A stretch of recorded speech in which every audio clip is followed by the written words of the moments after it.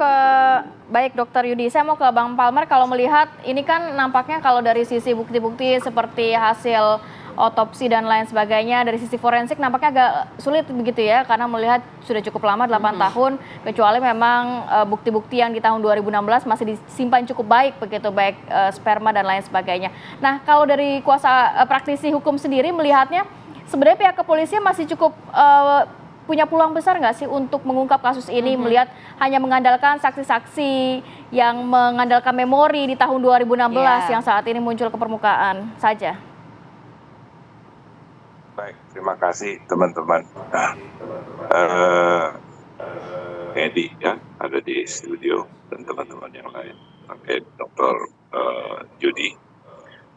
Saya menyimak tidak utuh dari awal karena ada dua teknis tadi. Saya mau melihat tentang pembuktian yang sudah berjalan 8 tahun yang lalu. Sebenarnya berkas masih ada, walaupun berkas yang dari para tanda kutip terpidana.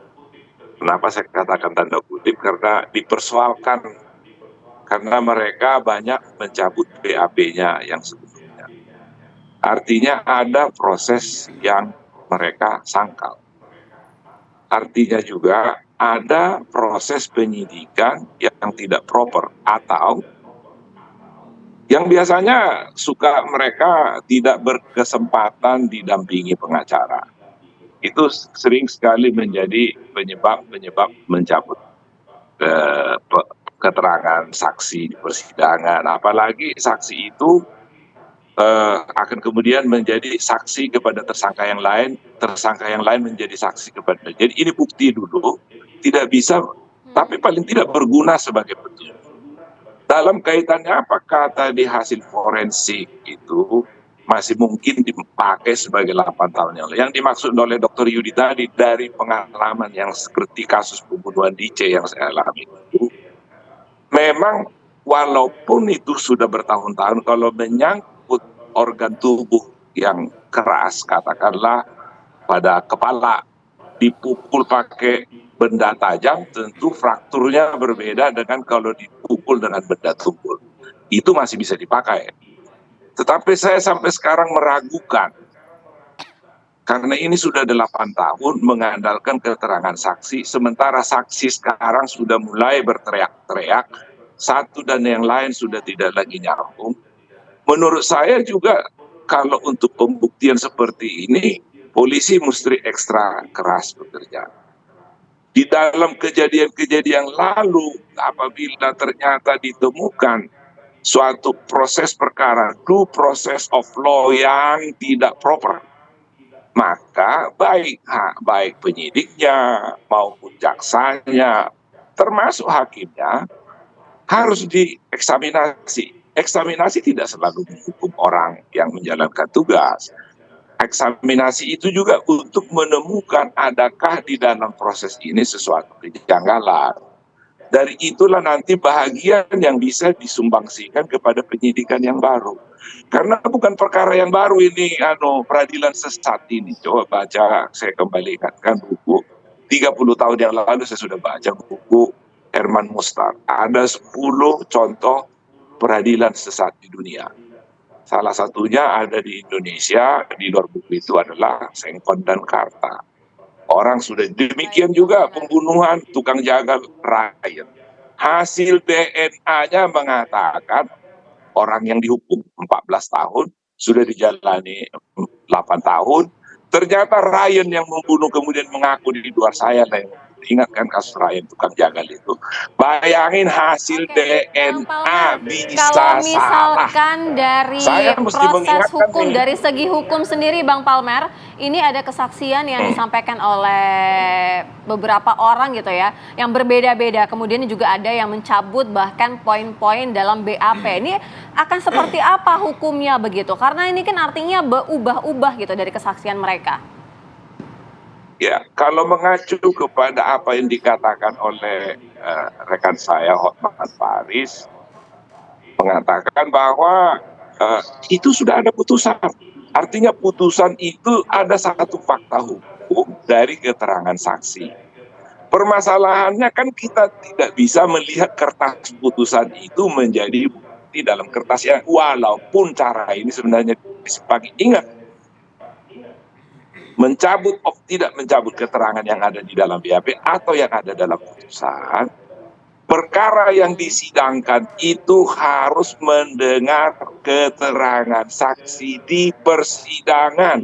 Di persidangan terhadap terdakwa itu.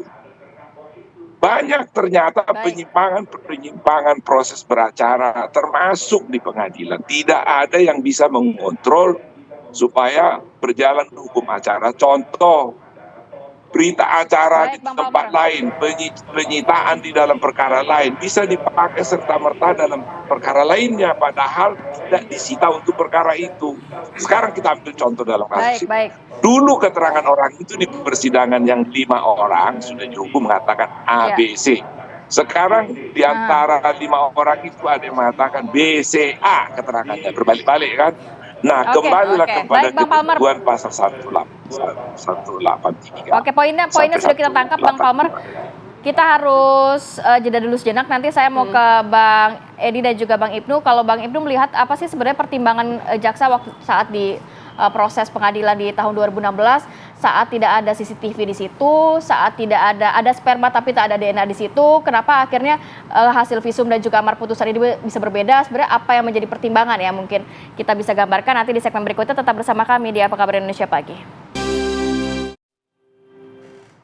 Baik, kembali lagi di Apa Kabar Indonesia Pagi. Saya mau langsung menyambung pertanyaan tadi ke Bang Ibnu. Kalau melihat apa sih pertimbangan dari jaksa mungkin di tahun 2016 melihat pihak kepolisian sudah mengumpulkan bukti-bukti yang kemudian akhirnya digelar di persidangan, tapi kan nggak ada CCTV, di mana CCTV itu sebenarnya ada di lokasi kejadian 5-7 CCTV waktu itu. Kemudian ditemukan sperma tapi tidak ada DNA-nya, tapi akhirnya bisa diputuskan juga oleh pihak kejaksaan dan juga majelis hakim saat itu. Apa menjadi pertimbangan sebenarnya?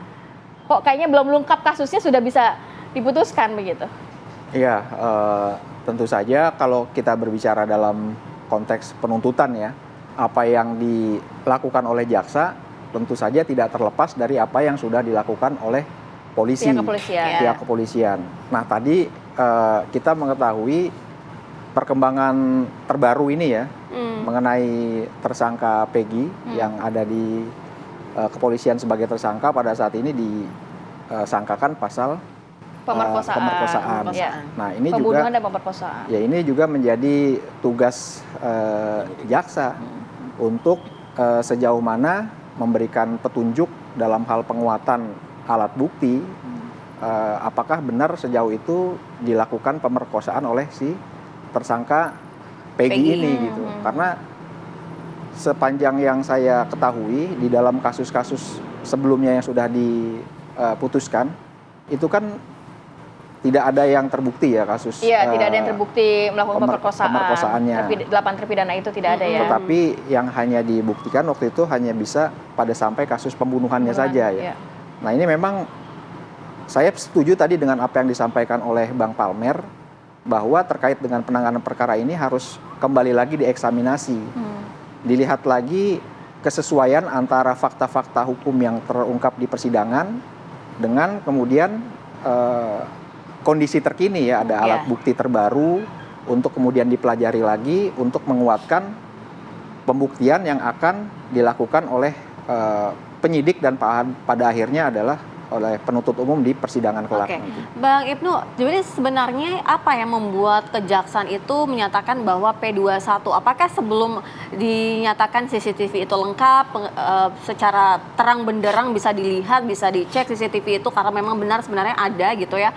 Kemudian juga DNA kepemilikannya belum jelas dari sperma itu, tetapi akhirnya bisa dikatakan P21 ataupun lengkap. Nah sebelumnya ada tidak, paling tidak jaksa ketika melihat ada nih runutan-runutan yang belum lengkap gitu, akhirnya diminta penyidik untuk melengkapi terlebih dahulu, atau sudah ada poin-poin tertentu yang menyatakan bahwa sudah lengkap gitu?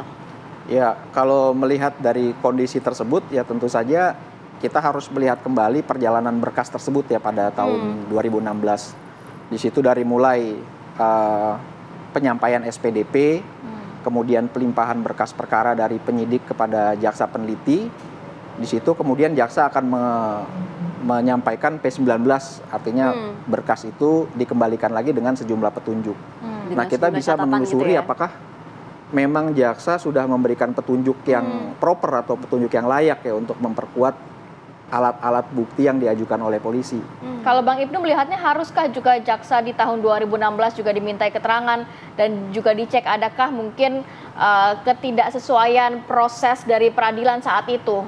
Ya, bisa berawal dari berkasnya terlebih dahulu ya, dilihat berkasnya, kemudian nanti jaksa yang bersangkutan atau pejabat-pejabat struktural administrasi seperti dari mulai kepala seksi pidana umum maupun juga kajarinya ya, dikonfirmasi lagi, di cross check lagi dengan perjalanan berkas tersebut, apakah ini sudah bersesuaian dengan penanganan perkaranya dan juga berkas perkara alat bukti yang diajukan tersebut.